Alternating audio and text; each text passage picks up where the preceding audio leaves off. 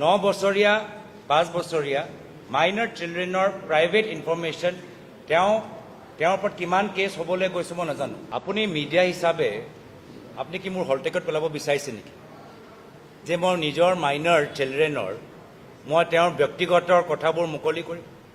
প্ৰশ্ন সোধাটোও ভুল, আইনী বিৰুদ্ধে।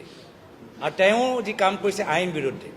মাইনৰ চিলড্ৰেন 9 বছৰীয়া 5 বছৰীয়া মাইনৰ চিলড্ৰেনৰ প্ৰাইভেট ইনফৰমেশ্যন তেওঁৰ ওপৰত কিমান কেছ হ'বলৈ গৈছে মই নাজানো। এটাতো হেড স্পীচ দিলে, তাৰপিছত সেই ভিডিঅ'টো তাৰ ওপৰতো যি তেওঁ নিজে ডিলিট কৰিবলৈ বাধ্য, সেইটোৱে প্ৰমাণ যে তেওঁ অসমৰ বাদ দিয়ক কোনো প্ৰদেশৰ মুখ্যমন্ত্ৰীৰ চকীৰ ওপৰত বহা যোগ্য নহয়।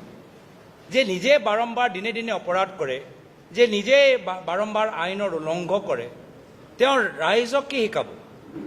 আৰু তেওঁ খালি এটাহে কথা শিকাইছে যে কেনেদৰে নিজৰ পৰিবাৰৰ নামত মাটি সম্পত্তি ল'ব পাৰে। এতিয়া তেওঁকহে চাই তেওঁলোকৰ ঘনিষ্ঠ মন্ত্ৰী বিধায়ক সেই একেখিনি কাম কৰিছে। সকলোৱে নিজৰ পৰিবাৰৰ নামত ক'ৰবাত গৰু কিনিছে, ক'ৰবাত মাটি লৈছে, ক'ৰবাত মহিলা সমিতি মাটি দখল কৰিছে। এই গোটেই মডেলটো পৰিবাৰক ইউজ কৰি এই গোটেই মডেলটোহে হিমন্ত বিশ্ব শৰ্মা ডাঙৰীয়াই গোটেই অসমৰ বিজেপি নেতাৰ মাজত প্ৰচলিত কৰিছে।